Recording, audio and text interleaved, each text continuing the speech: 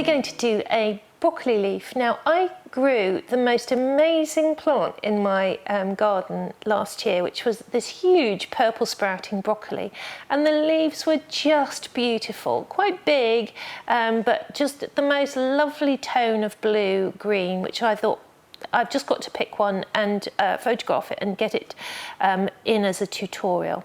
And I just loved the way it had this sort of very classic look to it. So here's the photograph that I'm working from. And I made sure that it was the right size, so that we had it's sort of halfway up the stem, not the smallest leaf, but not the largest one. And it's got this beautiful soft blue tone to it, and this wonderful, very typical sort of Brassica family, white vein midrib through the middle. Anyway, I've drawn it up, ready to do on, wait for it, dun, dun, dun, Fabriano Artistico. So this is the brand new make, the 2021 make of Fabriano Artistico. And I'm just going to get the cameraman just to show you. I'm working on the side, today I'm working on the side where the watermark is in reverse.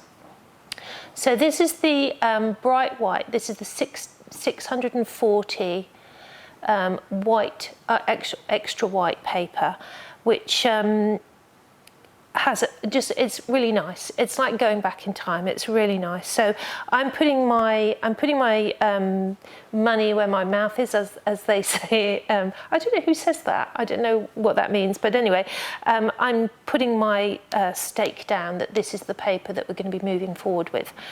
So this, I've bought several sheets of it. I'm very happy with it. I've been trialing both sides. I like both sides. It does have a little bit more of a weave in it than the old paper used to. It also has this lovely lifting capability, which I think is the thing that I've been missing so much from all the other papers. Anyway, I'm glad to send back to Fabriano, because it was all written in all of my books as Fabriano, so they seem to have got their paper back on track. So we're going to mix up the colours for this beautiful leaf, and my plan is to have a lovely big page of leaves. I'm going to paint the salad leaves that come out in my garden and fill the page with that. So maybe you can too. This is half an imperial sheet of paper.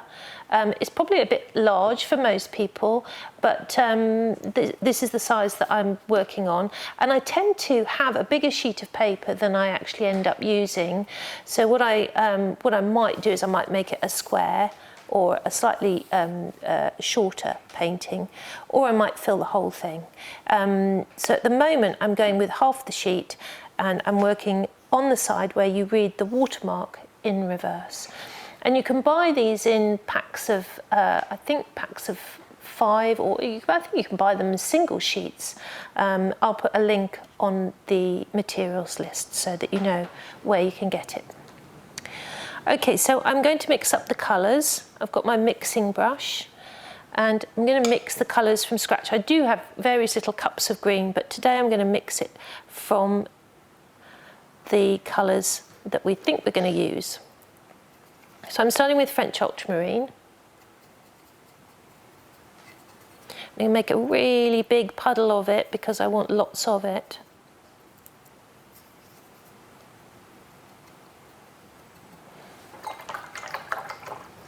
Then I'm going to mix into that lots of Sennelier yellow. Wake it up, get a good squodge of it.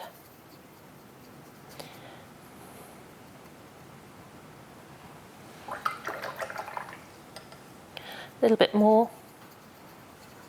And then I'm going to add what's going to give it the aqua hue, which is phthalocyanine blue. You can add it in little amounts because phthalocyanine is a very powerful colour.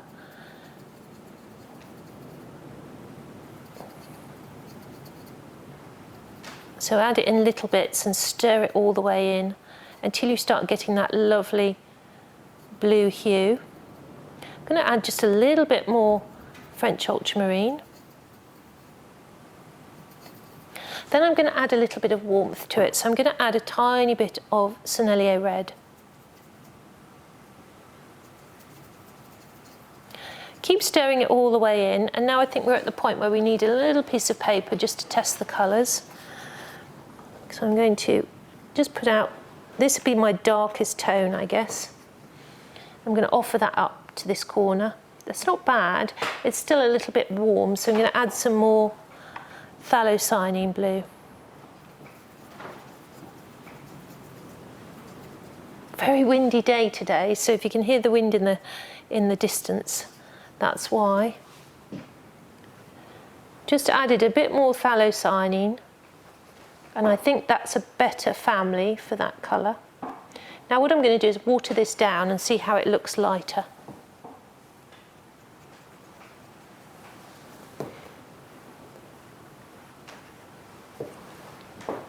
That's nice. It looks like a slightly more earthy colour. So probably the red, maybe I put a bit too much red in there, but I think it will dry quite nicely. I'm going to put it on the other side of this paper. It's a little bit smoother on this side. This is a bit of damaged paper, so it, you can see it's got no size on it. This is what happens to paper when the size has gone.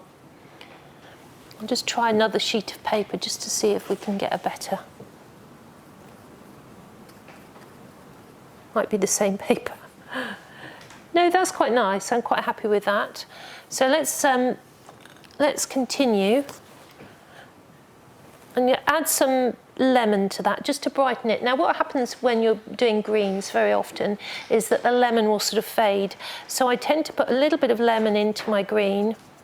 I say the lemon, the yellow will fade. So I tend to put a little bit more lemon into it so that when it dries, it doesn't dry too blue. Yep, and just a little bit more phthalocyanine.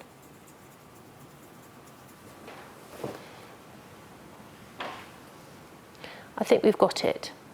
So we're going to have another puddle as well up in the corner where we're going to use some cobalt blue, and this will be the colour that we use on the highlighted areas. So it's the same colour. I've got it mixed in my mixing brush, just with a little bit of cobalt blue added to it. And then if we water that down, that'll be a nice colour for when the light hits the top of the leaf. We probably could add a little bit of red to that, actually, just to tone it down a tad. Let's try that. That's probably a bit too much red, Billy. I'm going to add a little bit more cobalt blue. I'm out of room now. There we go. So I think that's quite a nice cool blue, but dark enough. It needs to have that tone with it so that we can match it. And remember, all of these colours are going to go onto water, so they're going to fade a little bit. So you need to be quite strong with your mixes. So we're going to mix one other colour, which is going to be this light colour for the midrib.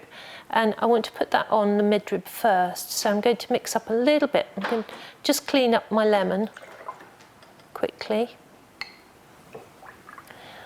Take a little bit of lemon. I'm going to water that all the way down and just add a tiny little bit of the cool blue to it. Let's just try that on a piece of paper.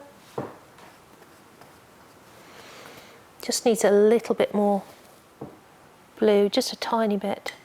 You don't need a lot of that. That's just going to be a very quick flick onto the paper and it will be dry in seconds.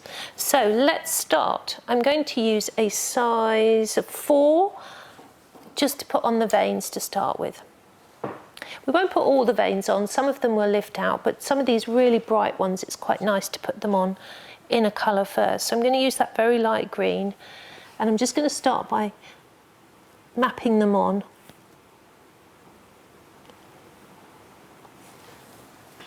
So just pick up a little bit of that colour and pull it down the midrib and the main lateral veins.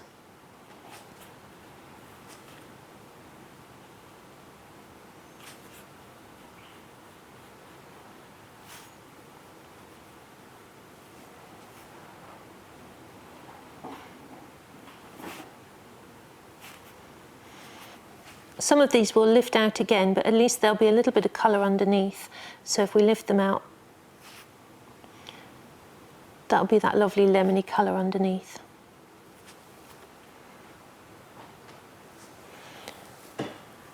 We'll just map this one in here quickly.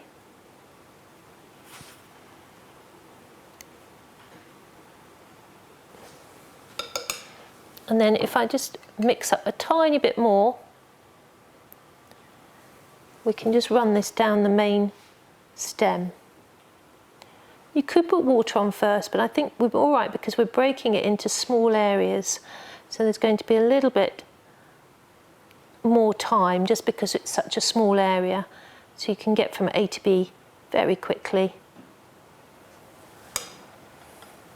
And then we'll just lift down the back of that, just to lift out a little bit of light on there.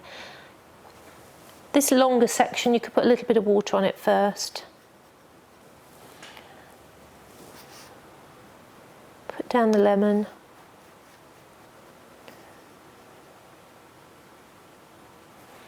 And this time I'm going to add just a tiny bit more blue to it and just run a little bit of blue down the outside.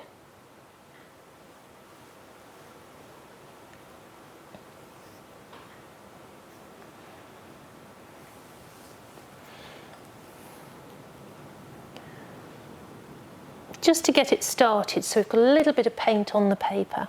Now the next thing that we're going to do is we're going to break this down into little sections. So I'm going to start up here in this very blue area up here, and I'm going to use that blue that we had in the corner, which is spread right across here. Look, I'm going to make a little wall. We don't want any misbehaving on the palette, and give that a little stir. Sometimes it's quicker just to use a bit of kitchen towel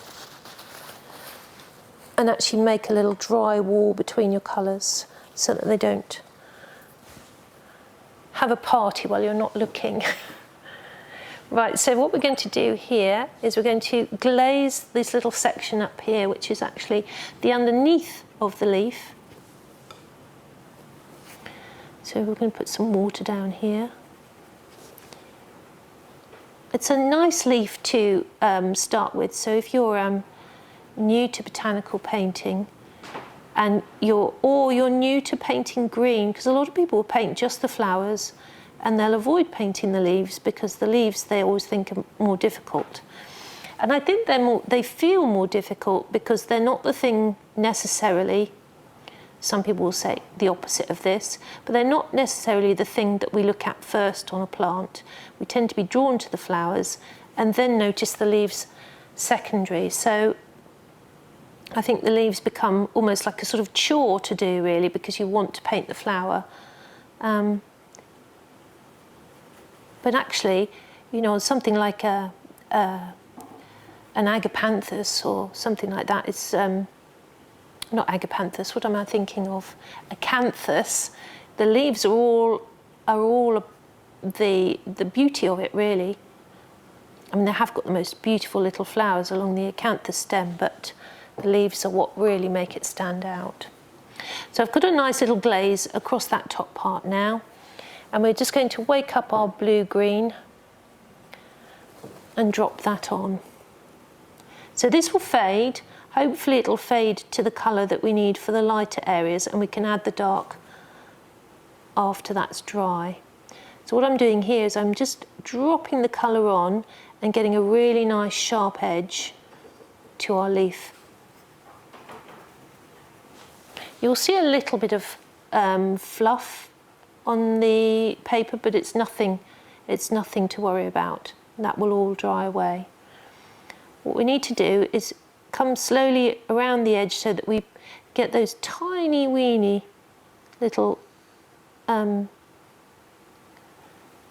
points along the edge. Serrations, I should say.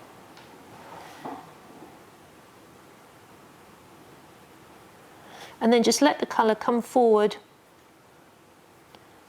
and bring it close and up to the edge of the overlapping top part of the leaf.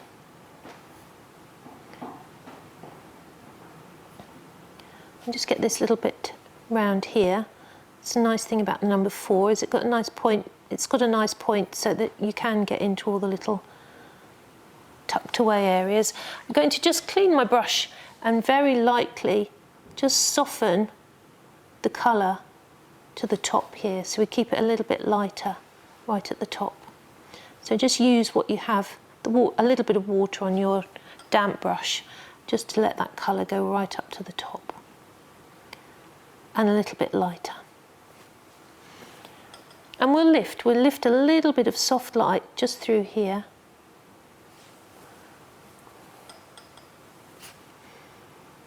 And I did draw in all the veins, the main veins, so that gives you a little guide as to where to lift. You can see where the light's hitting the leaf and where you need to lift, because the veins will just shine through very gently.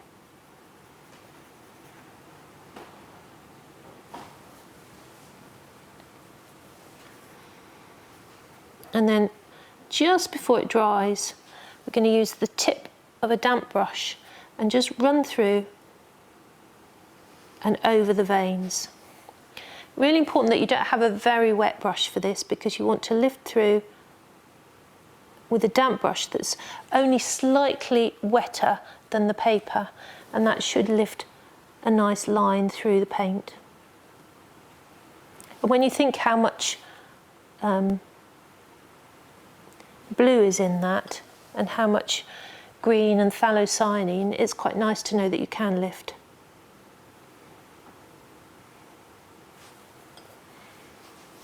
We only need to lift out the ones that are showing. The ones that are hidden by the highlight or the dark, we can leave those alone.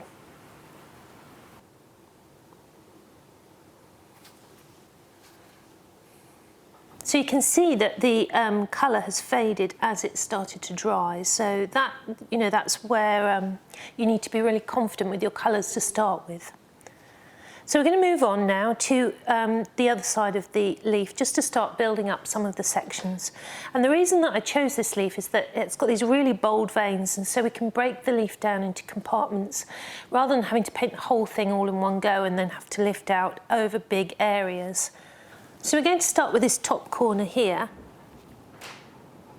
I'm just going to put a little glaze over this bit.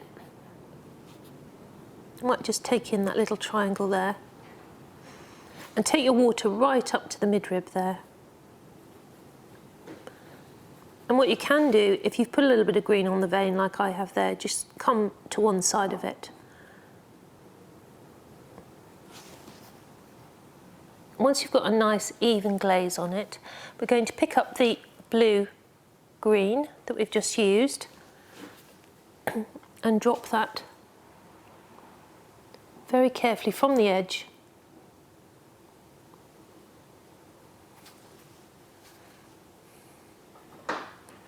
And I'm going to go over that small vein because I can lift that out. Just go up to the edge like so. Pull the colour down just on the inside of that vein. And the inside of the midrib.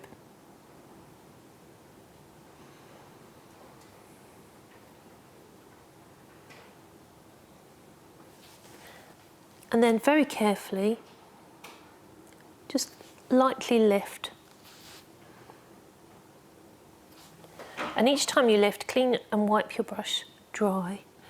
We want to lift just a little bit to one side because there's a little hump that happens in the leaf structure. So the light is actually catching away from the edge of the midrib. And I'm going to just lift out a little bit of light on that side as well.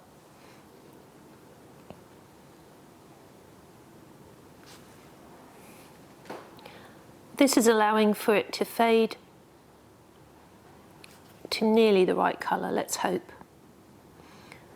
As it starts to dry, you'll find that you might get little hard edges. So what you can do is you can just pull them towards where you're going to get a little bit of a vein. So that section can sit on its own, and we can move to another area now. So what we're going to do is we're going to use our darker green, and we're going to jump over here to this area. And I'm going to put the glaze over here. Oh, I didn't lift that vein out. Sorry, I should have lifted that vein out. Just go back before it dries And use the tip toe of your brush and just lift through for that little vein. We put a little bit of yellow on that before. The most important part is to lift across and into the midrib and then just smooth out into the midrib, because you don't want to join there. Phew, just remembered in time. So we're going to go over to this corner and put some water on this lovely sort of C shape over here. And again, I'm going to bring it just inside that major vein and just above that one there, but the others I'm going to lift.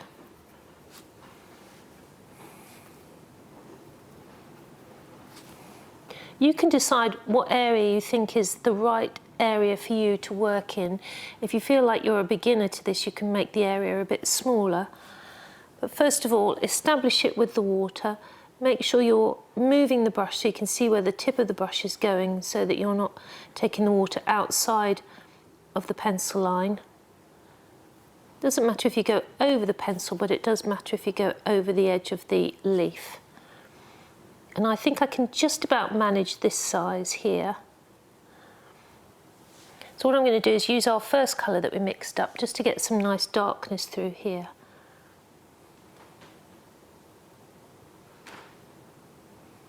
Because this is a little peninsula, you might find that it dries out a little bit quicker. So don't panic, just make sure you've put a little bit of colour on, and then if it has dried out a little bit quicker than you had wanted, continue from that small amount of colour and just add more water ahead of it.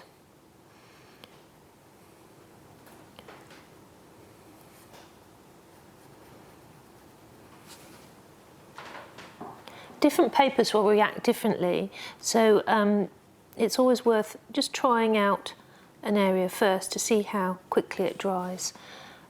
Maybe put the edge of your sheet to one side and just try it out before you start, because that way you'll be able to choose the area that dries at the speed that you can paint. I think that makes sense. So I'm going to pick up my blue-green.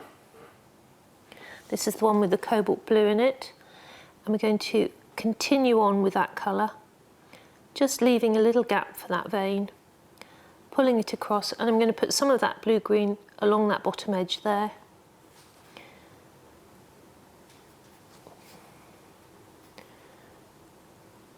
Just above that vein, so you can see I'm going nice and steady. I've just got enough paint on my brush to get from A to B. And then I'm going to watch this as it settles and lift out the veins that I've painted over. You could work in each little section, and there would be nothing against doing that. It would slow the process down, but it might mean that you felt more controlled. Certainly if you're one of those people that worked with very small brushes, you might find that that's a good idea to work in a smaller area. I'm going to lift a little bend of light just there.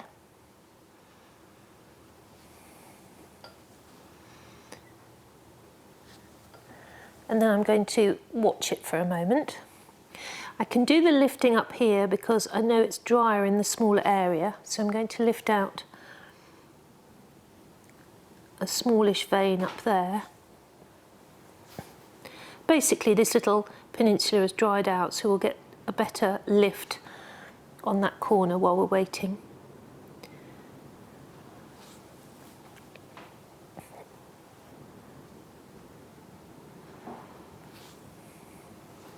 Just going to lift through a couple of little veins that are nearly visible.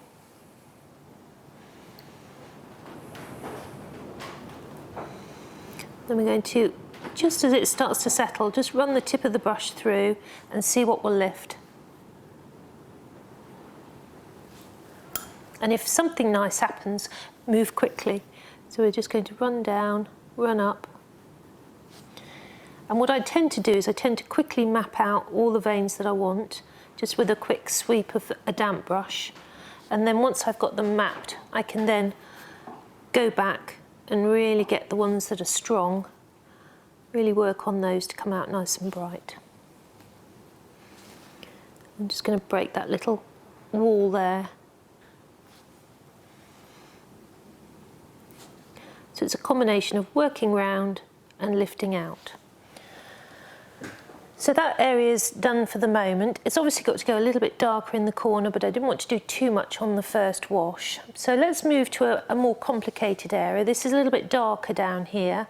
So I'm going to put this, this area above the vein, and then it's got a little vein coming through it, which I haven't drawn, but it's a tiny one, so it wasn't worth putting on the drawing, but we can lift it out, hopefully. So now I know that it needs at least 3 glazes in order for it to stay dry enough for me.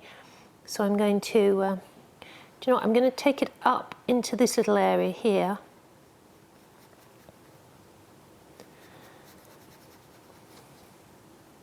Similar shape, but going the other way.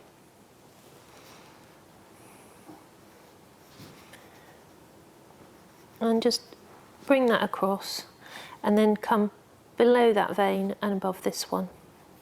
I know this is a repetition. A lot of the tutorial needs to be this way because it's this is one of the things that people have been asking for, is the greens, mixing the greens, and really just taking you through the process slowly enough so that you can really come to grips with it.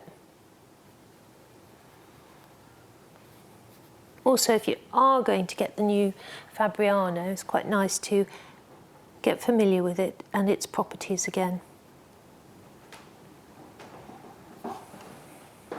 So I'm going to use our first colour that we mixed, give it a little stir. If you need to add a tiny bit of water, do. I'm going to drop this dark colour underneath that vein there and above that one.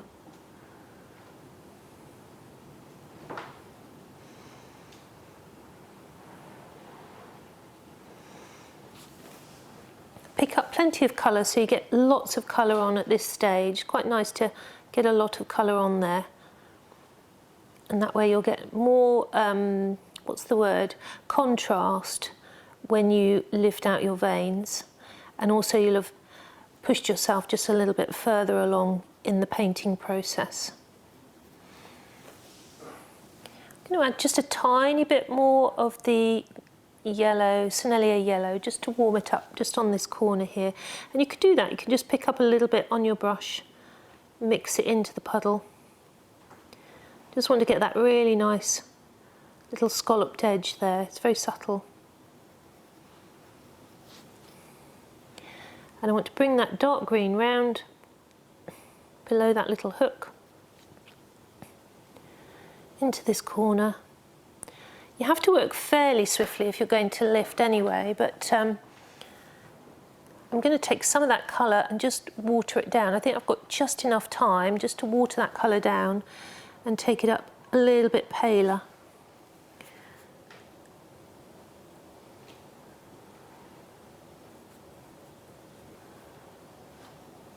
And then very quickly, I'm going to lift a little bit of that colour out. Lift a little bit through here. Clean your brush and dry it off each time because it's important that you do that so you don't deposit what you just lifted off. And then once you've got your sort of gentle undulation of colour, it should be ready for lifting out the veins. So I'm going to wet the brush, just roll it gently to a point, find where I want to put the vein. That's too wet. Now if you put your brush down and you get like a proper frilly bleed of water either side, it means that the paint that you've put on is still too wet to get a really nice lift. So what you can do is dry your brush off and just feather it in so that you don't have that little cauliflower, and then run to a different area. The thing is not to panic. So I'm going to just try down here where it should be a little bit drier.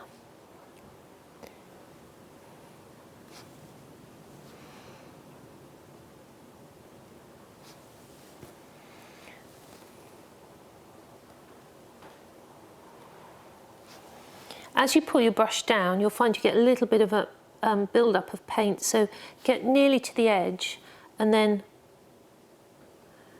sweep up the other way. Still a little bit too damp. You'll know it's too damp when you get too wide a line. So you want it to be almost just dry, and then you should get the perfect line.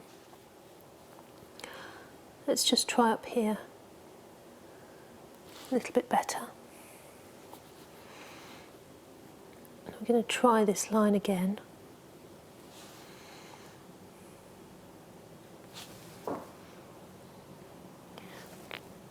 I think at this stage it's always a bit scary because you're thinking, well, that doesn't look right.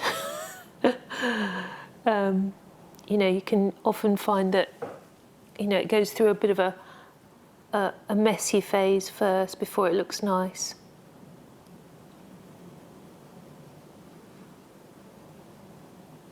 Also the shapes, if you haven't got the shapes right, I haven't got the shape right there, I'm just going to move it over a bit and I'll repair it on the second stage.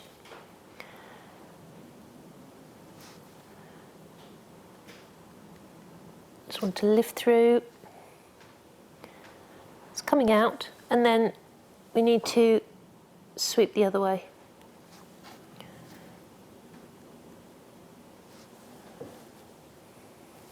And that looks very thumping.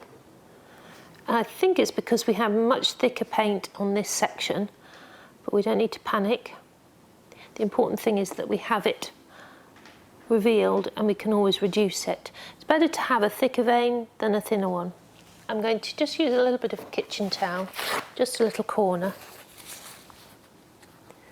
and just wipe that, or dab it I should say, just to get it a little bit brighter there. So that is too thick, but it's nice to see that I get the veins too thick as well. I think that one, I just probably had slightly too much paint there, but anyway, we tried it. We'll try a little bit less on the next section.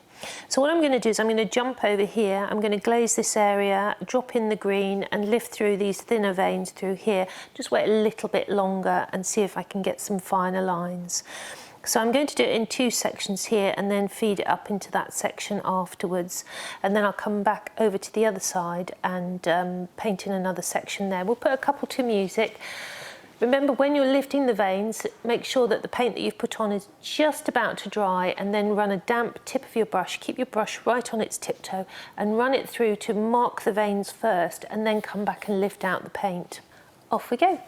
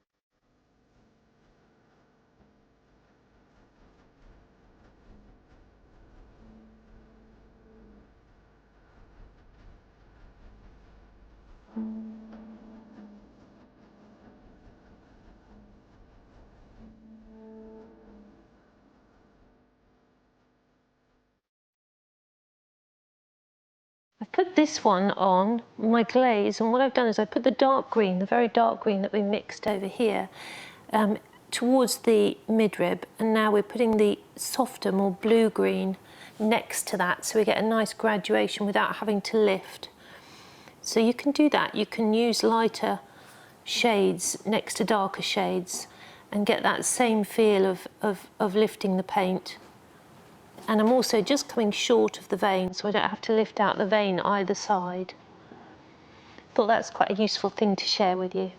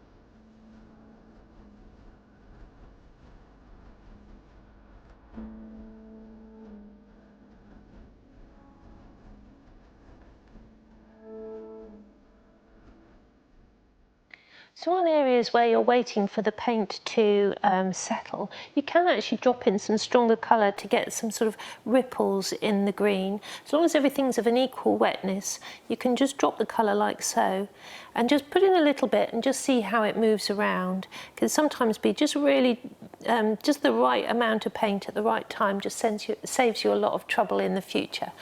And that's quite nice because you're getting a little bit of a ripple there. Now don't worry if you've got like one half of the leaf done and it looks like 5 or 6 different greens, that's not a problem. Obviously you're interpreting as you're going, and sometimes you can mix up a little bit too much or a little bit not enough of some colour or whatever. As long as they're all sort of in the same family, which our greens are, that's something we can deal with at the end or at the next stage. So I'm just going to plop in this last little corner here, and I'm going to do this wet on dry because it's such a tiny area. If I put water on it, we might actually find it more difficult to do.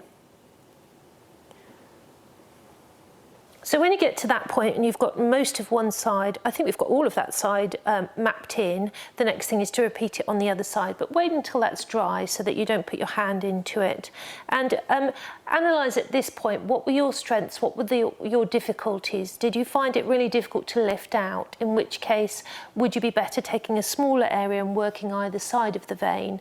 Did you find that lifting was easier and you found that it was better to do that than to work next door to the vein?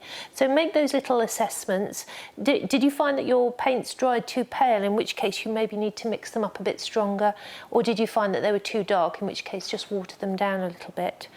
All of those little assessments you make now, and then when you go to the larger side of the leaf, you'll feel a little bit more confident about which way to attack it. So while we're waiting, we can drop in some nice little greens down the stem for these leaves down here. And of course, they're nice and small and simple, so they won't take long to do. A little bit of water on the big one, but for the little ones, you can just paint them freehand and just put a little bit of the colour on there and just keep some of the little highlights for the edges just to show how they're turning and twisting. And we'll come back and put the finer detail in once they're all dry and established. Off we go.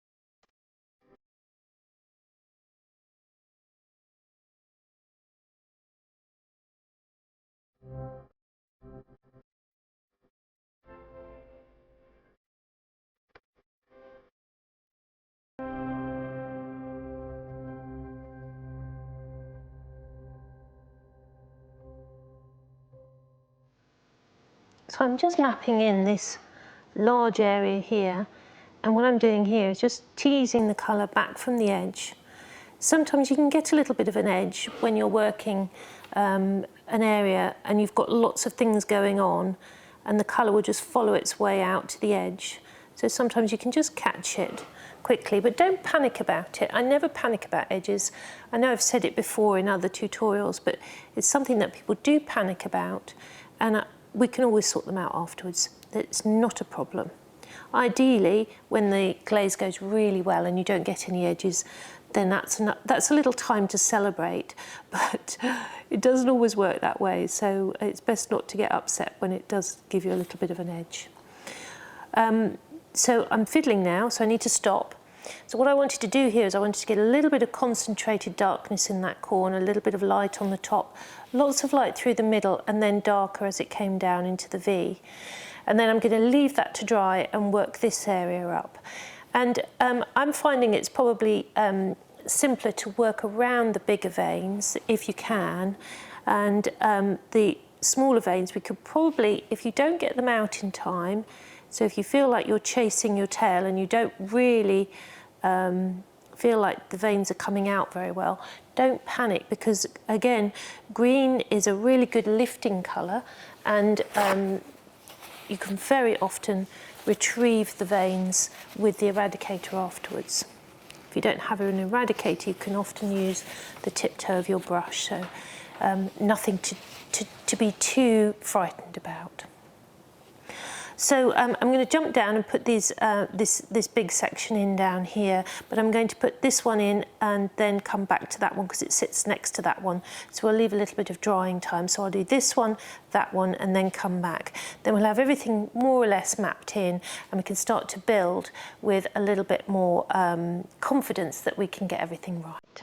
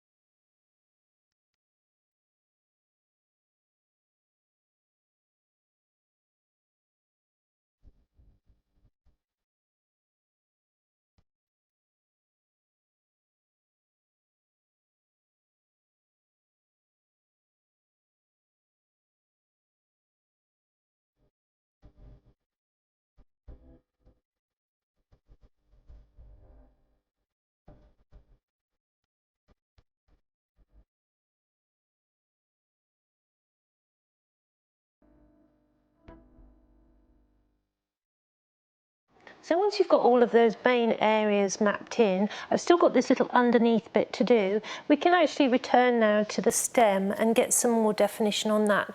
I'm going to downsize to a size 2 brush. I think that's a 2, yes. The handles are very similar size, so it's tricky. And what I'm going to do is I'm going to put a little bit of a blue edge to this little fold in the stem. And I'm just using the cobalt blue mix there, just on the tip toe of the brush, and we're just going to mark a little fine line. I think I brought my leaf up a little bit high, but it doesn't matter. I did this freehand, and you sometimes make just the odd little misplacement when you're freehand drawing. Much more precise to trace, but it's not much fun. I like painting, drawing freehand, I should say. So I'm just going to take another little bit of that colour and just put a tiny edge alongside that to meet up with the leaf. So while that's drying, I can zip back up here and just get this little curve painted in. going to go for the more blue mix because it seems to be much bluer underneath the leaf. And I'm going to work backwards. I put a little bit of water on there, but not too much, because what I want to do is work from the curve up and leave a fine edge so that we've got a little bit of light right on the top of that curl.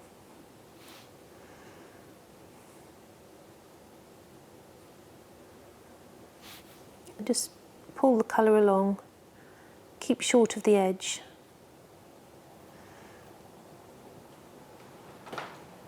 And leave it to dry. We don't need to put any more detail on at this stage. So at this stage, what I normally do is sort of sit back and assess it. Obviously, tonally, we're about 50%.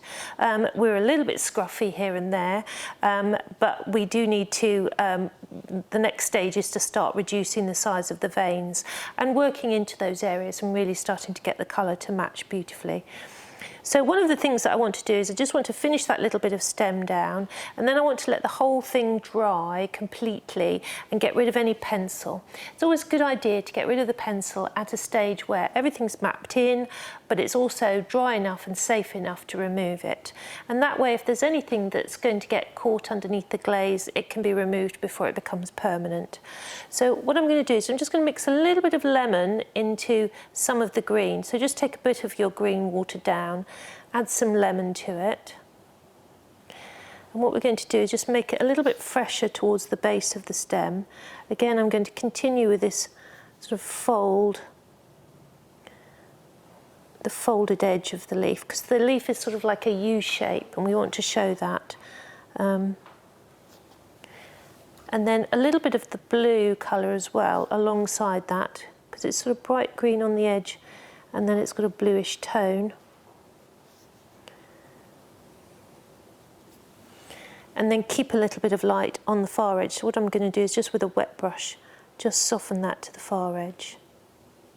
And this is really just to get some of those little areas on the stem established. And while I'm down there, I'm going to put a little bit of fresher green on the far side, just where it kicks out here.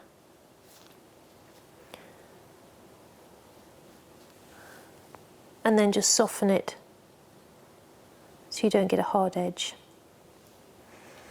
So we can start by basically going back to our mixes and mixing up something a little bit unifying, something that we can use everywhere that's going to pull the leaf together. So I'm going to start with my first puddle, and I'm going to stir everything that was there in. If you've run out, that's okay, because we're going to be mixing the colours on top of this big sort of washy green colour. And I'm going to use quinacridone gold. If you don't have quinacridone gold, just continue with the Sennelier yellow and adding a little bit of red. But the quinacridone gold's got a lovely warmth to it, which I think will be nice. And then I'm going to add some phthalocyanine blue and some French ultramarine. We want quite a big puddle of this because we want to use it working from the top of the leaf all the way down. So it's a good idea, if you've not got a great memory for colours, just to write down the colours that we're using for this mix so that you can recall them to remix if you need to.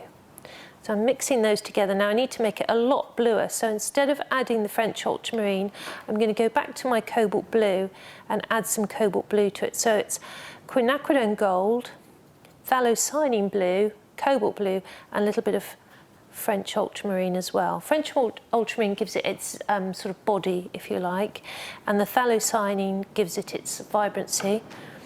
The gold will give it its warmth, and the blue will give it a little bit of balance in the coolness department, basically because we want to get this sort of slightly aqua green to it. I'm just going to put a little bit of that on my paper. So I'm looking to get something in the region of this colour down here, but I also want to have another puddle to one side of it that's a lot bluer. So I'm going to add a lot more blue on the other side. But instead of mixing the other colours in, I'm just going to add a little bit of quinacridone gold to it. And this blue is for my bluer areas.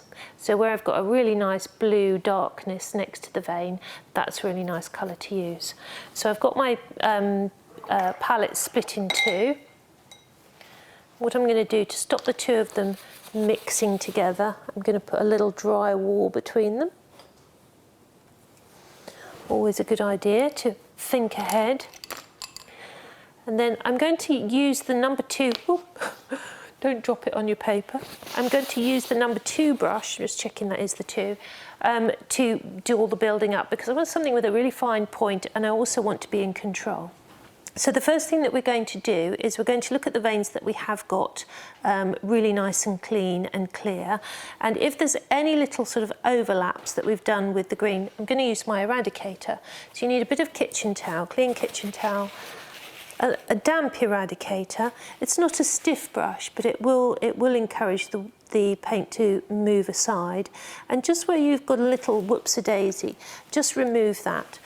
Don't do too much digging. You just want to basically just gently irritate where it's where the greens have collided and you've lost your clear vein.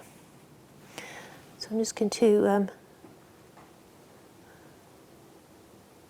just make a little bit of space and dab. What you need to do is make sure that your kitchen towel stays clean. So keep moving the piece of towel that you're using to dab, keep moving it round to a different area so that you don't put back on what you've just lifted off. I know I've said it before, but it is important. The other thing that we can do as well is on the areas where we didn't lift out enough or quickly enough, you can actually eradicate through.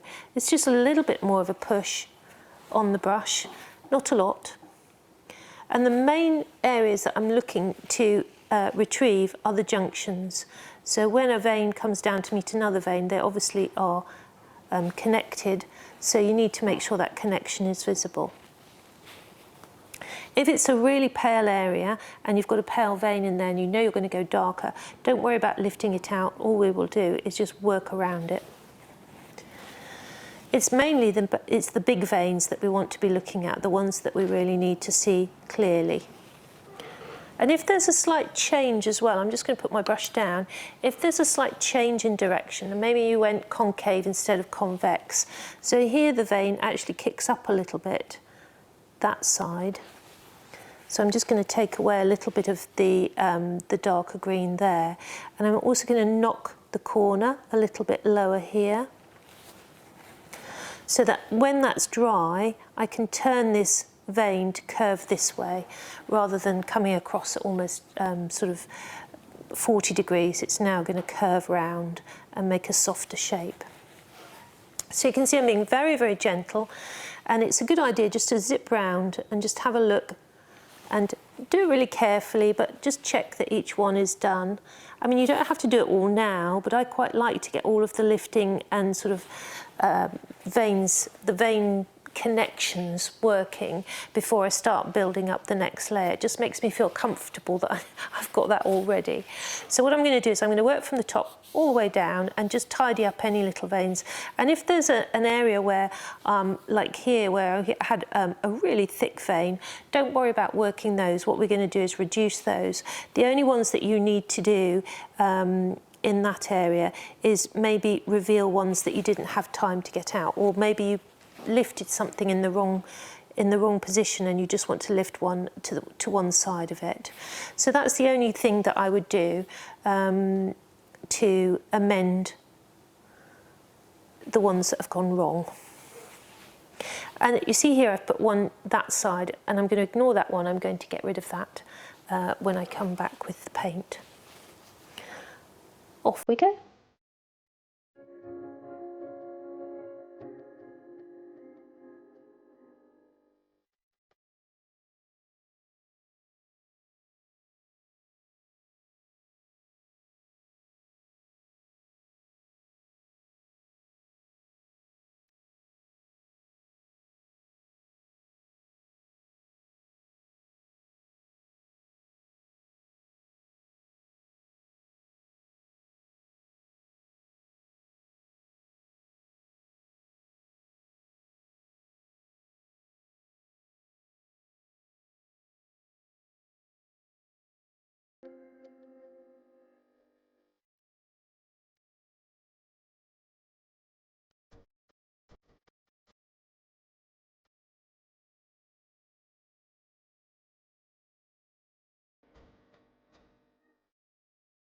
The next thing to do when your leaf is really dry and you've done all your little corrections is to give it a little polish.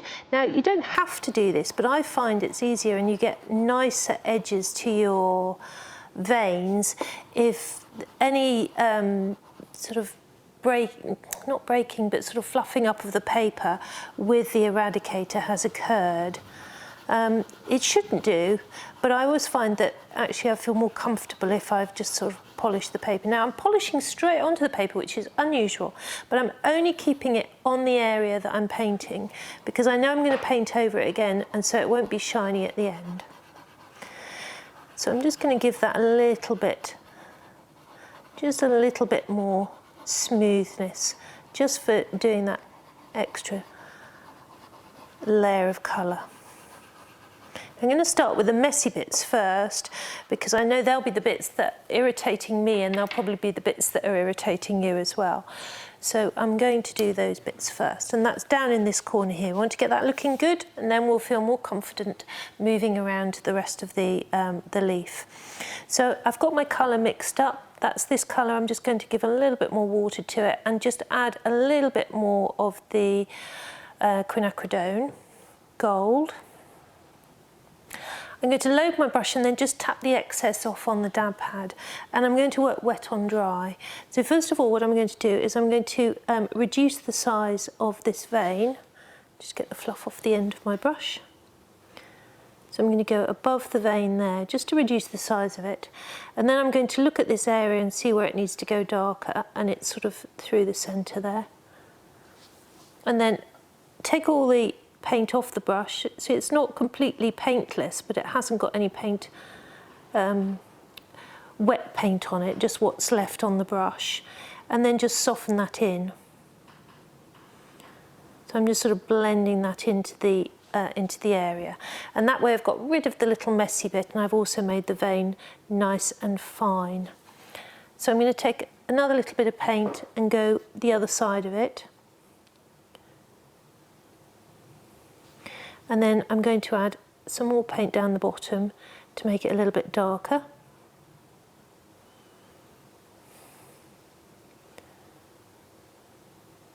And you can see I'm using the side of the tip of the brush. So I'm applying paint across the area, but not too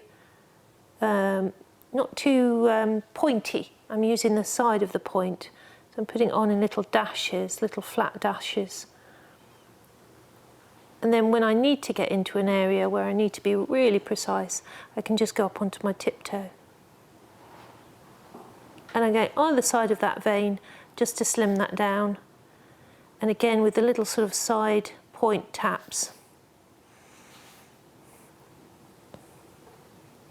Just running the brush out now and using it like dry brushing method. So there's not very much on my brush at all, but I'm just going to sort of tap out and run it out and add another little layer of colour to the leaf while I'm doing that. So that little corner is starting to look a little bit tidier now.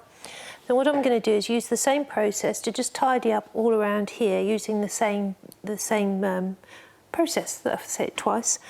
So what I'm going to do here is I'm going to go above the vein there just to reduce the size of it. Take it into a V and then colour in that little area there, and then come outside of the vein and underneath the vein, and I'm going to move it up a little bit.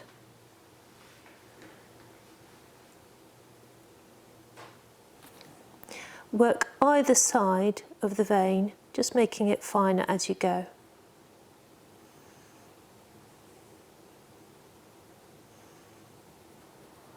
And then what I do is just tap out my brush so I haven't got too much on there, and just very gently, again using it almost like a sort of dry brush method, just adding a bit more darkness to this corner. And I'm going to use the same colour and go underneath the vein. Actually pick some colour up this time. And I'm making that nice and skinny and curving it very, very slightly at the end. We can get away with quite a lot of repair in this area because we're having to go a lot darker. But it's really important that you just put the colour on very gently and build it up as though you were dry brushing, but with a slightly sort of damp application of paint. Try not to go back over where you've just been because you will dislodge what you've just put on. Just try and work your way down, steadily down, until you get to a good stopping point.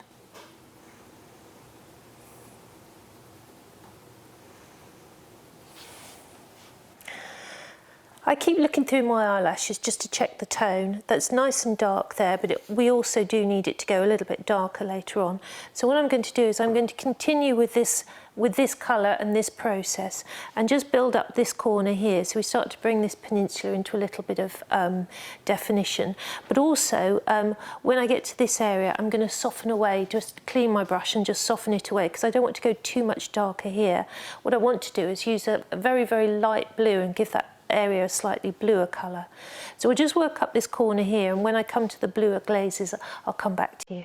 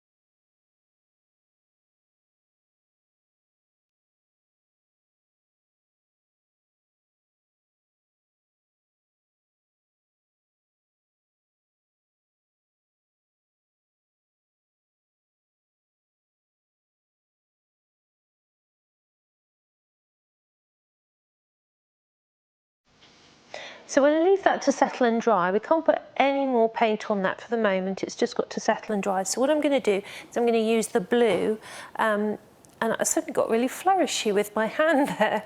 I do that when I'm talking. My hands are going all over the place, but I have to keep this hand still because otherwise it gets in the way of the camera. So you'll see that's why I keep this arm down. It's not because it doesn't work.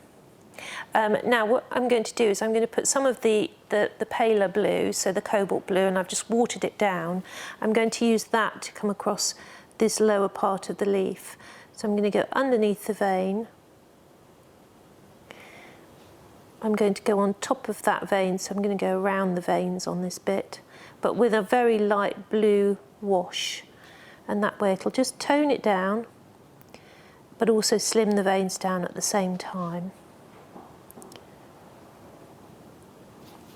Try and always bring the paint with you, so rather than go around in little boxes, just take a little bit of time just to move the paint to the edge and then bring it forward as you go. That way you won't get any water marks or stop and start markings across your leaf. If you want to go a bit bluer, add a little bit more cobalt blue to it. That's the safest colour to go to get this sort of nice brassic blue tone.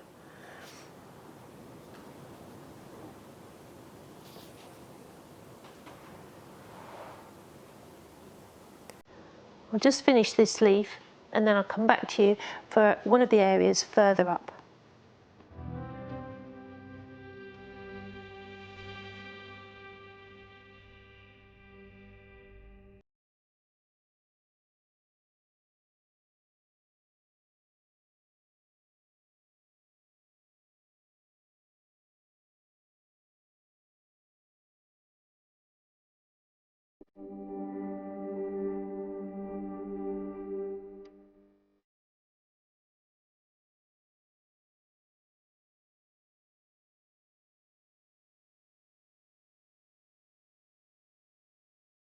So let's move up to a more interesting area, which is this area in here. I was going to go right up to the top, but I think I'll probably quite like to see this little area build first. You'll find all of the colour around the outside, so just pull it all in and wake it all up. And then what I'm going to do is I'm going to loosen the softer, bluer tone, and I'm going to put that in the middle and then put the darker colours around it. So put this softer, bluer tone through here, wet on dry.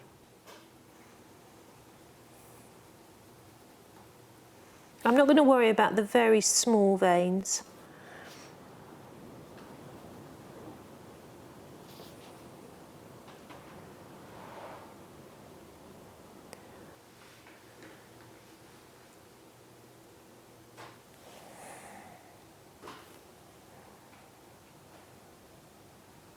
So while that little bit is settling, you can then drop in some dark green, and I'm going to drop that just here.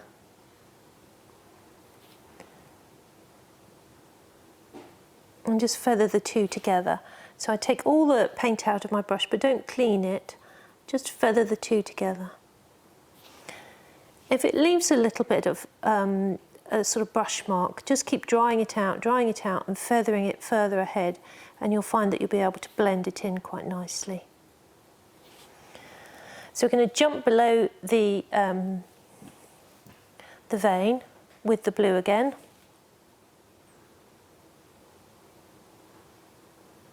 And you see the vein's only really visible in the centre of this section, so I'm going to put that blue there and then quickly pick up the darker green. So I didn't clean my brush, just pick the two up together in a way, or just pick it up with a dirty brush, and then we can be a little bit darker and narrow down this little vein as well down here.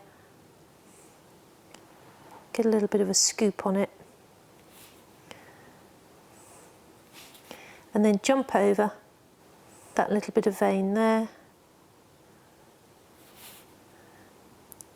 And it should all dry relatively quickly so that you can just jump then onto the next bit. And on this bit, I'm going to take the dark green halfway across, clean my brush, pick up the blue and sweep the remainder in the pale blue. When they talk about planning in a watercolour painting, excuse me, I've got an itch. When they talk about planning in a watercolour painting, they sort of, they don't mean just planning where your lights and your darks are and putting on masking fluid or getting your drawing just right.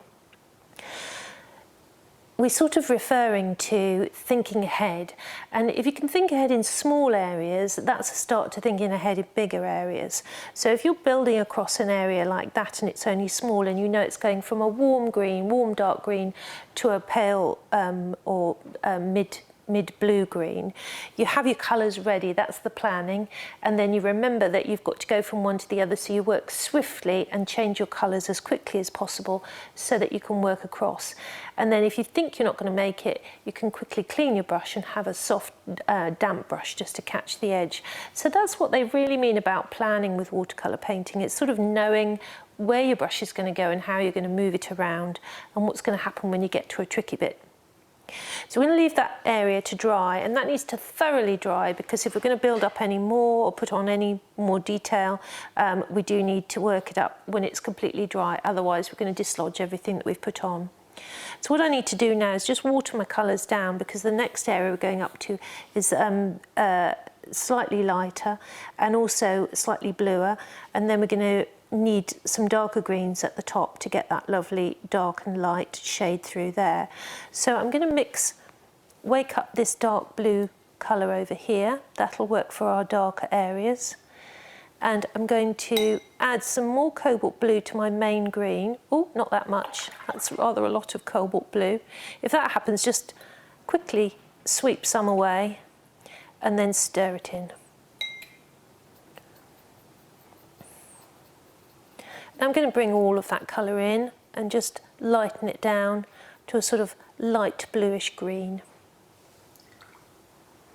So we're going to basically do the same thing again, but we're going to use this light blue green to build up the colour and maybe just add in a little bit of change in colour as well. So what I'm going to do is I'm going to put the blue along the edge of the vein.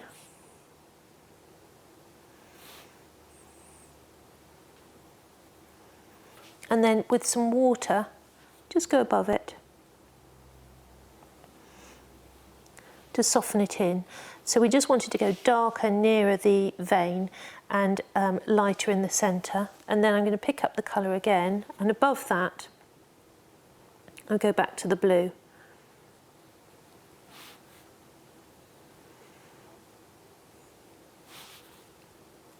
I can also make this little junction a bit nicer. So I'm going to put the blue there and then run a damp brush underneath, like so. Don't work on that area again, let it settle and dry, and then do the same thing to the section above. And each time you come now, you can have a look at where the veins should be as to where, as opposed to where I did put them. I think there should be a vein across there, so I can just put a little marker there just to remind me of where I can take that vein to. And then what we're going to do is just work up these little areas like that and keep the colour lighter in the middle. If anything, it needs to stay the sort of more or less the same tone, but just change colour slightly, just go a little bit bluer. So keep that nice and watered down so that you don't make it too heavy, and then have the darker colour ready to go along the edge of the vein. This we're doing as well, wet on dry. So if you feel like you want to put a little bit of water on there first, do, but be careful not to go over your veins.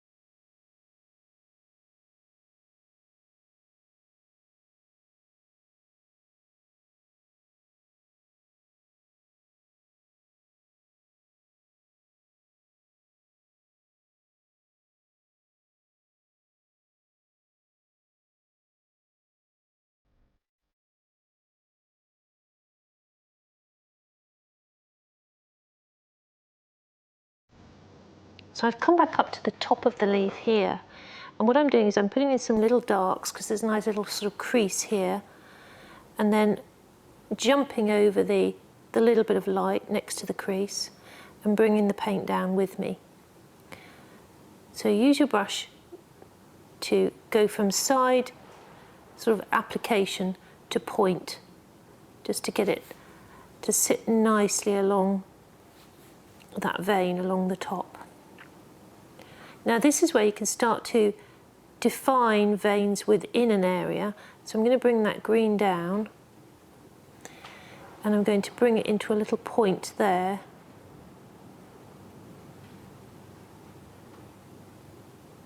Just a little bit further down. And then jump over that and leave a little tiny pale line just to indicate a vein in that area.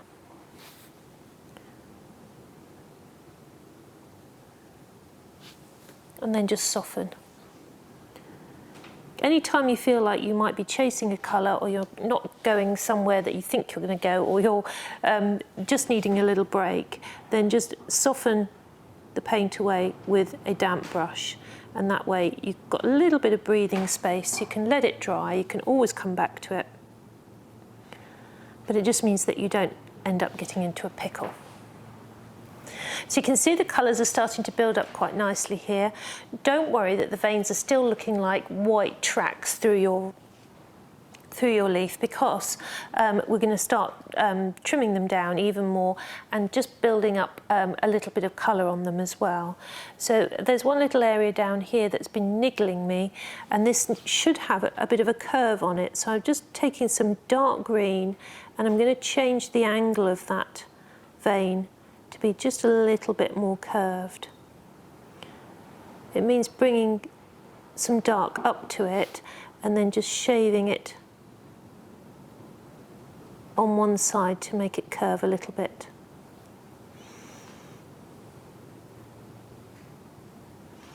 What I'm doing is just putting the dark colour there, and then with a damp brush I'm just going to very gently soften behind it. And I'm being very, very frugal here because I don't want to dislodge anything.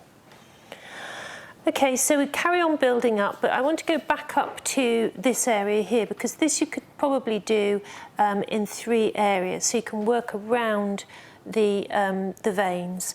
So what I'm going to do is I'm going to wake up my cobalt mix. You can see the cobalt separates out. A lot of people don't use cobalt blue because of that, and it's one of the things that I think, well, I like the colour so much I'm prepared to put up with that. And the Sennelier cobalt blue doesn't granulate very much, so we don't tend to get the granulation that people worry about with cobalt blue. So I'm going to water that down, and instead of going wet on wet, I'm going to use it wet on dry. I'm going to use it to just define and reduce the size of that vein. Bring the colour up to where its darkest point is. And then from there, I'm just going to use water and just pull the colour that's towards the edge and just pull that forward. And you can always take a little bit of cobalt blue and just make it slightly bluer. So something that's very obviously blue, and take that blue with the water and give that a little bit more of a bluer colour. I don't mind it being a little bit bluer. I think it looks quite pretty. It's sort of catching the daylight. You probably should have that blue ready mixed. So hopefully you'll see me do it first, and then you'll be ready with your blue before you put it on.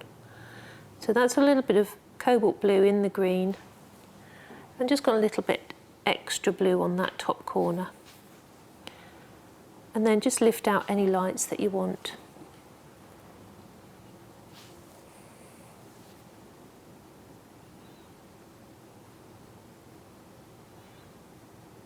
See how it dries before you go any darker or put any extra glazes on. But you can see that it's nice just to trim down that vein that I lifted out, which was a bit wide. And what I want to do is I want to jump this area and glaze in this area. And for this one, I might just do the same again and just do it in smaller shapes so that I don't lose any of those veins.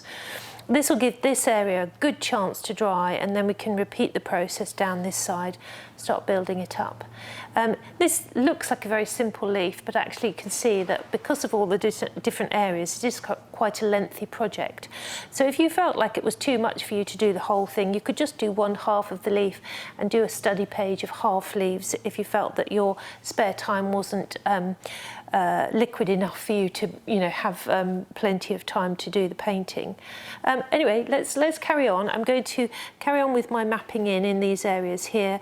I'll probably jump and put another little glaze over one of these areas, perhaps down here, just go a little bit bluer on this corner, and then we'll start working down this side, and I'll come back to you for that. Off we go.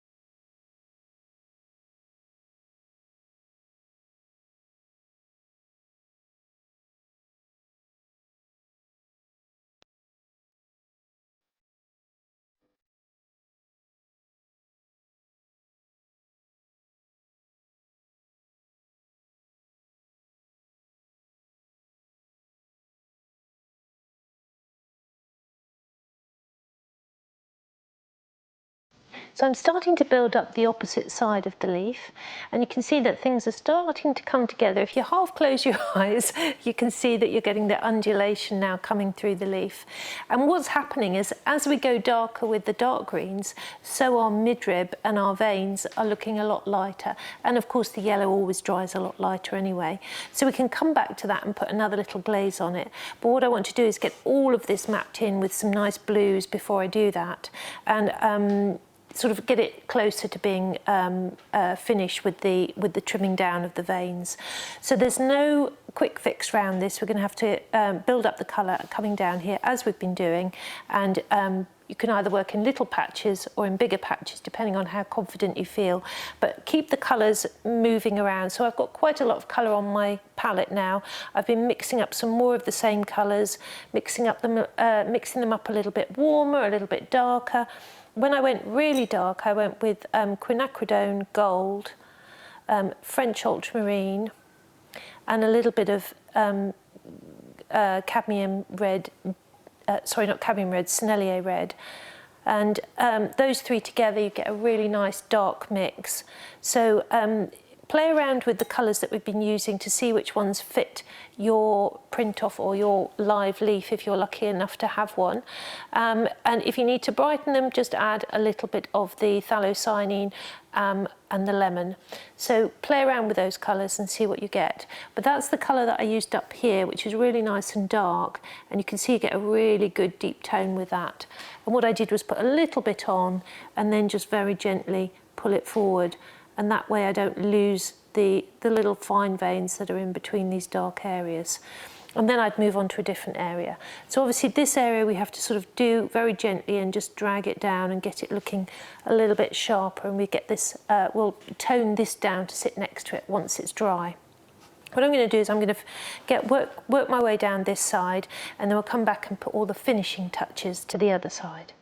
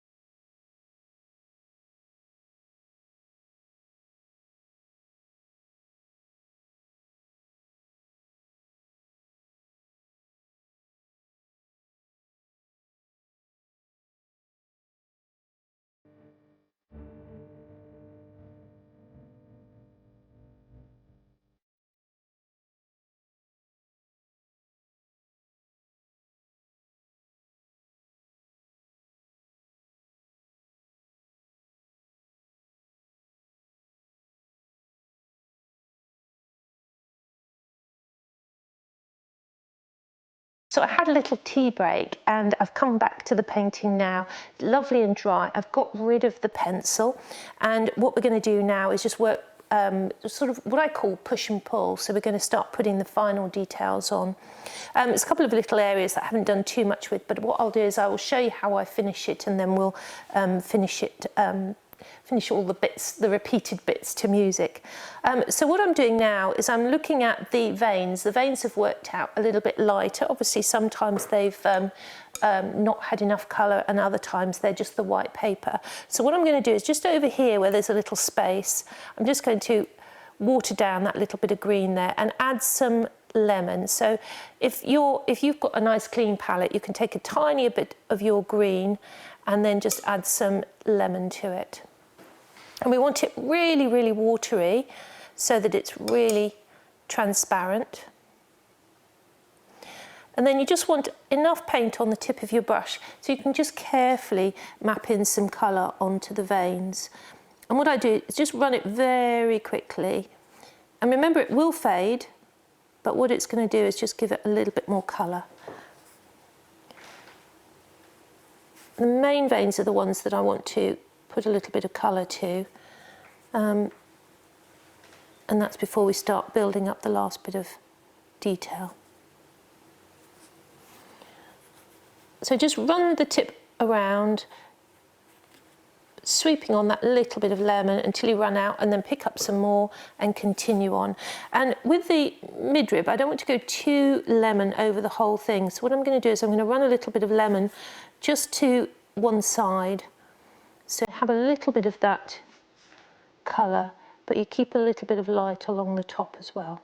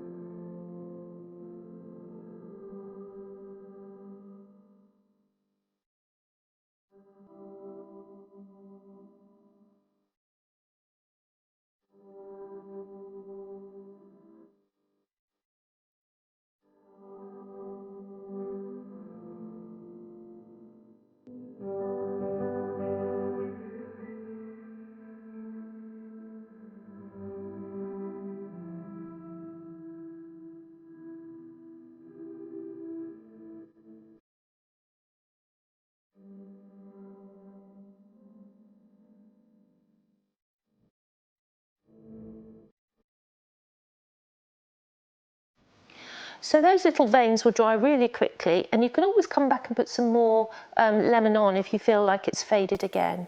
So what I'm going to do now is wake up my colours and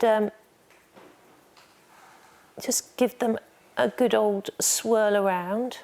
So we've got one here that's mainly quinacridone gold with some cobalt blue, and then I think this one will sort of just beef up again. Let's get our mixing brush out.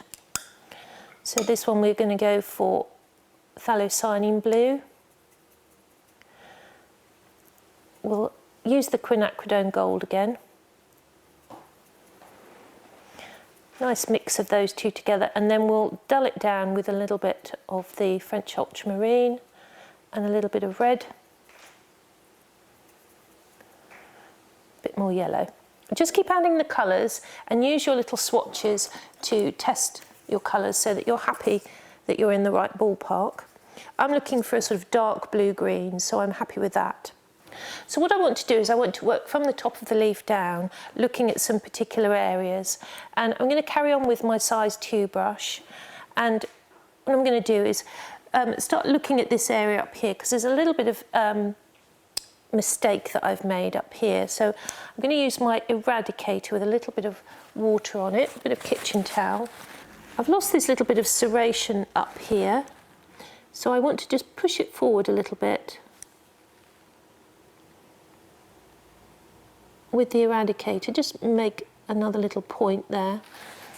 Lift away what I've irritated, and then drop in a little bit of dark behind it. We'll let that sit and dry. Now what I want to do is I want to put some darker colour into this top edge, but I want to do it with a bit of dry brushing. So I'm going to pick up my dark green and tap it on the edge of the dab pad so that my tip of my brush is not too wet and not too dry, sort of slightly damp. And then just paint on very gently in little strokes to build up the colour on top, because we've already had 2 or 3 glazes there, so we don't want to make it really wet. We want to just lay the colour over the top. I'm just going to get rid of that little blob of water on my brush. So you put the paint on in little dabs. We've done it before, but it's quite tricky here because we've done some lifting, and we need to make sure that that lifting of the veins doesn't get lost. But we can also create some, so you can jump and leave little gaps for some of the softer veins in the top corner here. And I also want to go a little bit darker behind this vein that's going along the edge. So I just want to bring that dark colour very, very gently, little tiny brush strokes, like so. Just going to get a little bit of a change in direction there. And then with a damp brush you can just very gently feather away any edges.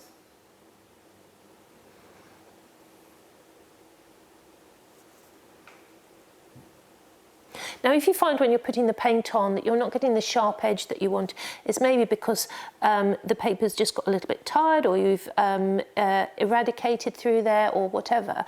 So the best thing to do is to let that completely dry, and then what we do is we polish it with a little polishing stone, and then we can come back and just give a little bit of definition where we've lost it. So the next thing I want to do is I want to put a little bit of very light cobalt blue. So I'm going to put make a little patch in the middle there, give myself a little bit of room, some cobalt blue, and just water that down. And there's going to be a little tea wash just on this top edge here of cobalt blue.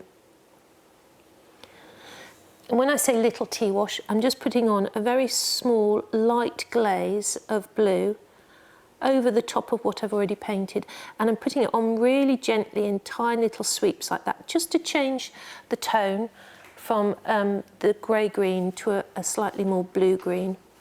And I also want to go a little bit more blue around here.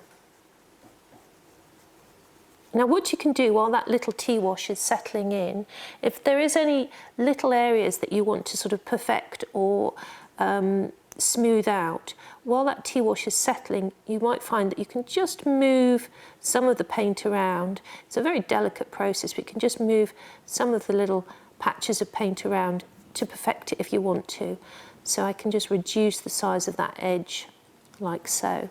Don't do too much because you might irritate something that you didn't want to lose, and then you'd have to replace it. So just very gently adapt and sharpen, or not sharpen, remove colour that you don't need.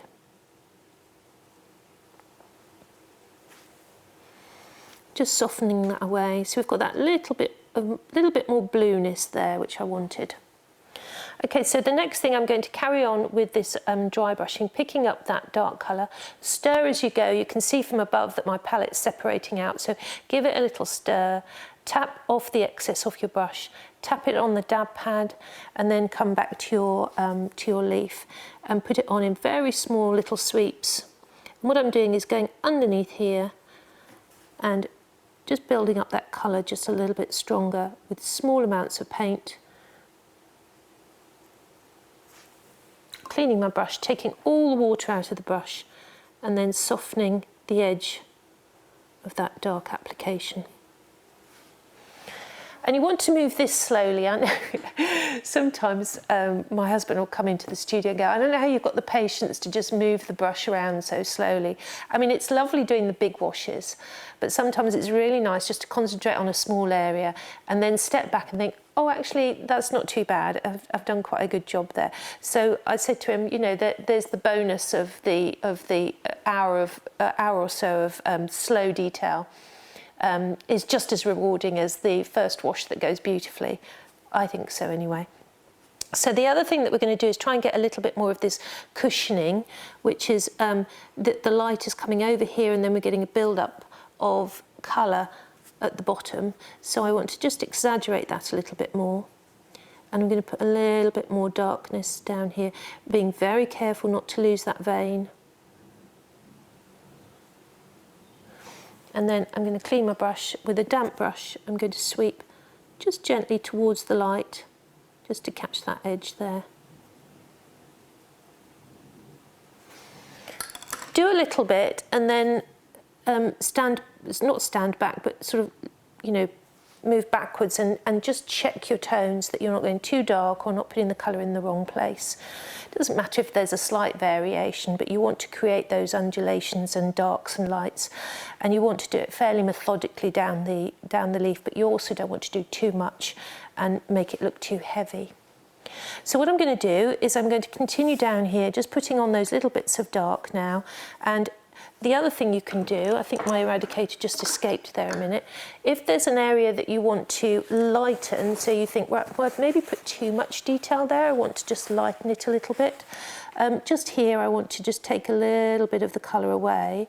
So I'm just going to use my eradicator just to slightly irritate the paint and then just lift away some colour. You could do that to sort of bring back some light, but also to sort of give it a little bit more of the painting a little bit more poetry, because if everything is really, really detailed and you've got all the veins showing all the time, it tends to lose its softness and its lovely sort of the way it moves through the light.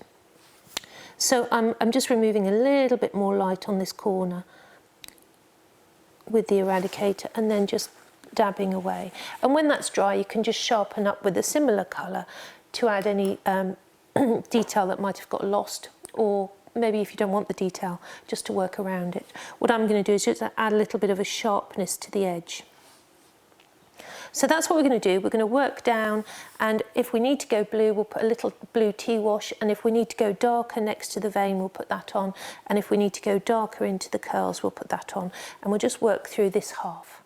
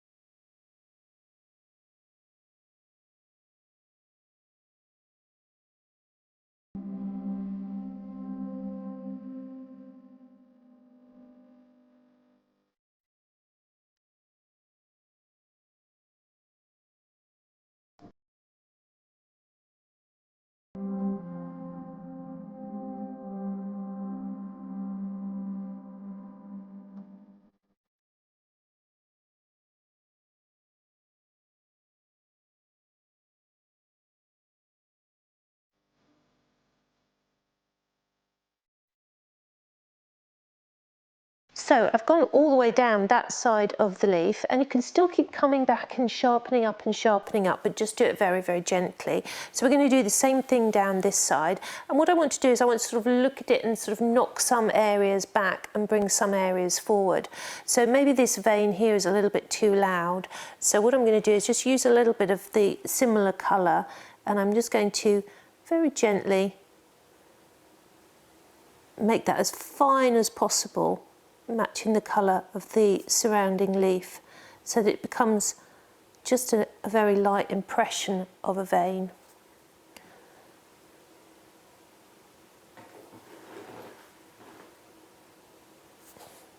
What you do is just do that very gently, just to reduce the size of the vein, and then continue with the same process elsewhere.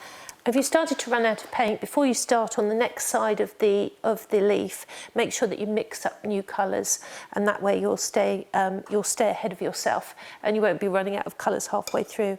One of the things that I want to do on this side of the leaf is I want to put a cobalt blue glaze, just a tea wash sort of thing, just to make this slightly bluer on this side, and I'm just going to run that over the whole thing very, very lightly.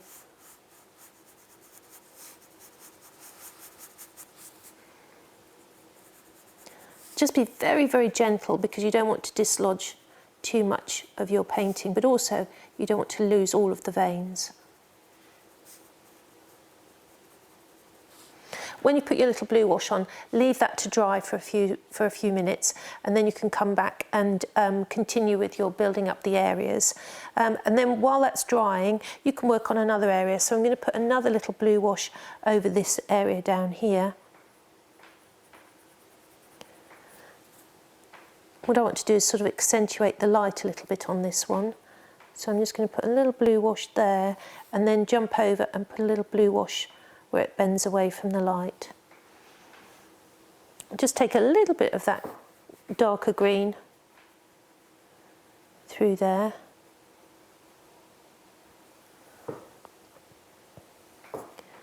And then soften with your brush.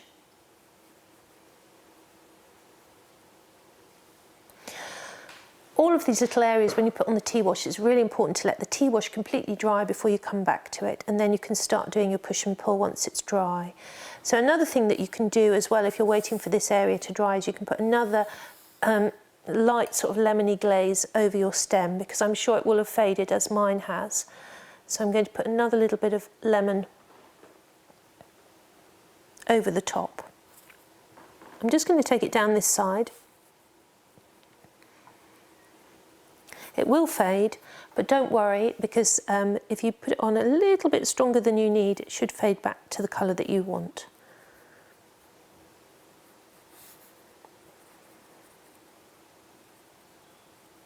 And you can always return and put another little tea wash over it again in just a moment when everything is dried. And for the other side, I'm just going to use some of that cobalt blue and just put a little bit of a blue wash on this side.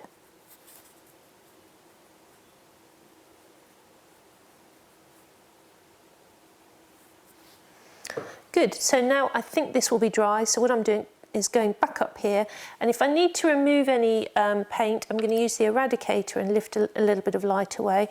And what I might do is I might just exaggerate this light coming through here, so I might just take a little bit of colour out where the leaf is just curling very gently. So just put the damp brush to it, do a sort of slightly irritated sort of wiggle to it, but nothing too dramatic, and then lift away. And you'll see it'll lift off a little bit of colour, not too much. You don't want it to go back to white. We just want to exaggerate that light just a tiny bit more. Nice and gentle. Okay, off we go.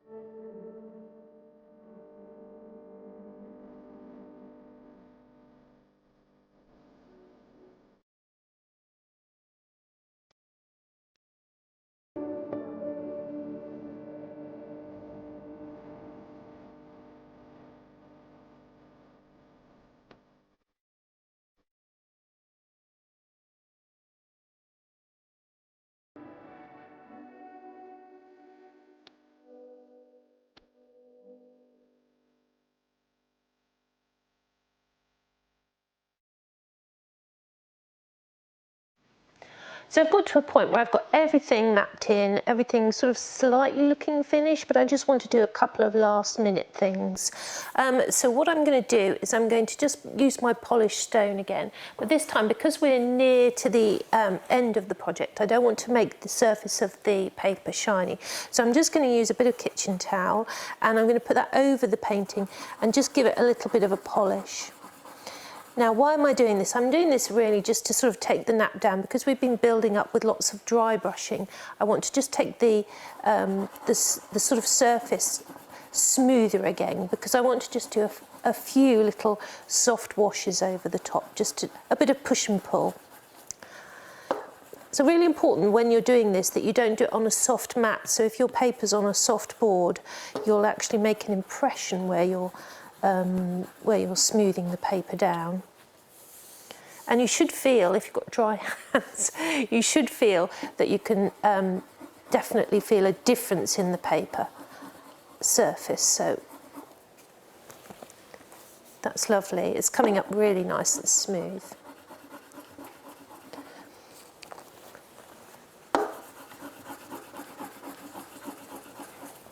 Obviously you wouldn't do this if you were working on not paper because then you would make the paper a different surface completely. So once you're happy with that, I'm going to mix up another little puddle of colour. So I'm going to just clean away, just grab a little bit of tissue paper here and just mix a colour from the beginning again. So I'm going to mix up some quinacridone gold with French ultramarine. I'm going to use that as a little sort of tea wash. I'm going to use my size 2 again. And I'm just going to pick this up and I'm going to lay this very gently on this corner here just to give that a little bit more depth of colour. And what I'm going to do is I'm just going to lay it on very carefully and over the veins. You should still see the veins through this, but it's just nice to just sort of take that area back a little bit. It'll be very gentle, and I'm only going over the veins that are moving into the shadow, not over the ones that are really bright. The ones that are really bright I'm going to jump over.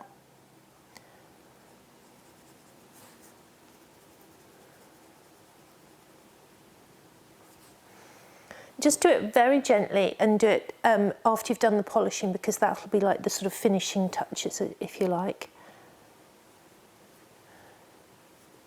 Very gently, so it's a soft, gentle sort of flick of the brush over the surface.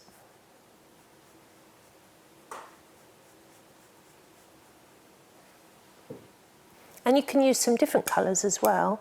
So I'm going to jump now to a cobalt blue again. Just cobalt blue on its own, watered down. And I might just go over this top area here with a little bit of blue. Just very, very soft. And from here as well.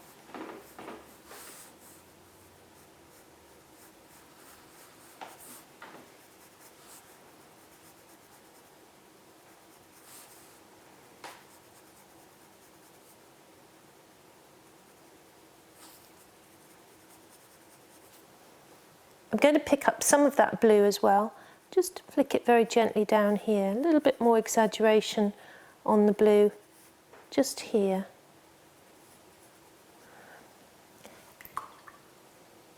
And a little bit of the green watered down, I'm just going to go over this corner here very, very lightly.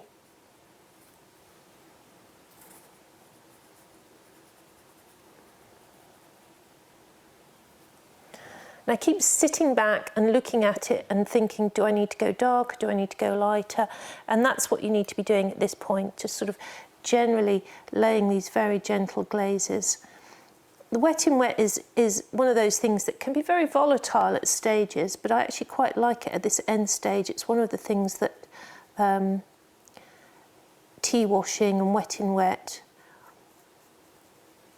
it's one of those lovely things about the process, really.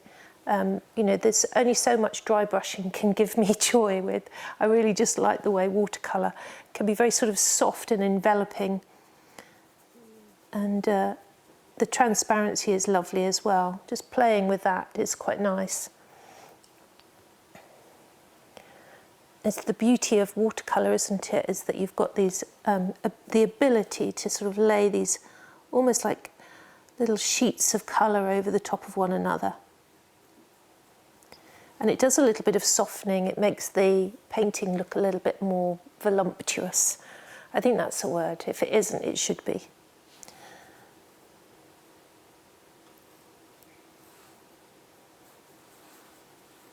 So now the painting is becoming my painting rather than a copy of a photograph.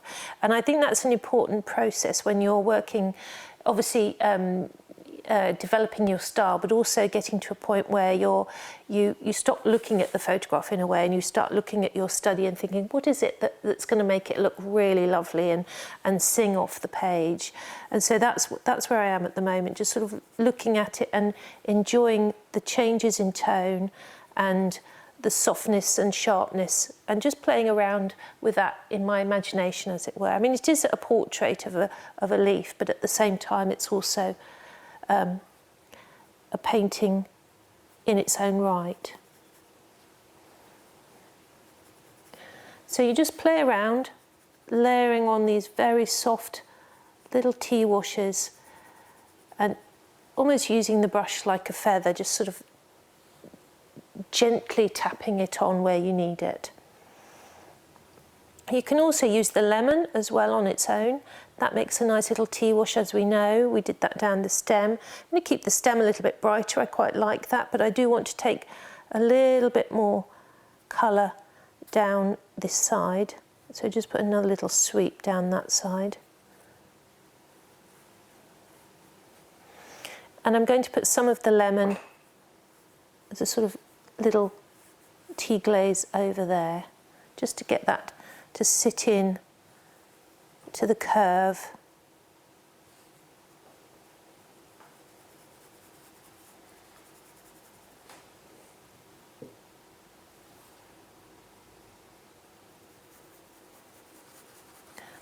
And it is really important to let your painting rest. So if you are going to do any sort of like final little fiddlings, what I mean is coming back and sort of irritating a little bit of light here and there, I would let all of those tea washes completely dry, and you could put your painting up on the side and let it just stand there and enjoy it for a while, and then come back and then, you know, with morning eyes, perhaps first thing in the morning, just sharpen things up. That's all I'll do to this painting. It'll go into my portfolio, and then I'll probably get it out and just sharpen it up here and there, and then when the flowers come back into leaf again, or the plant comes back into the garden, I'll have a little look at it and think, well, maybe do I need to add a little bit more freshness here and there. But that's where we're going with the study today. It's exciting coming back to the Fabriano. It's exciting doing a leaf for you, and I'm hoping that it will show you that leaves can be not only challenging but quite rewarding to work into and really start to study. So hopefully we'll return to this piece of paper and add some more leaves and different techniques that we can use for them.